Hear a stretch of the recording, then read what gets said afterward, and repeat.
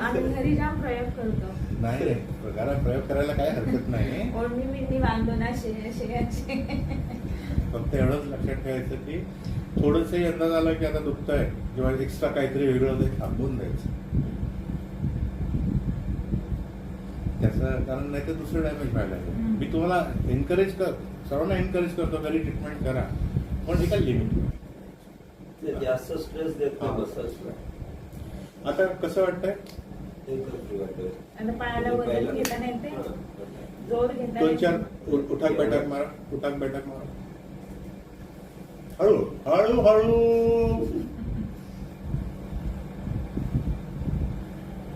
शोधा कुठे दुखतंय.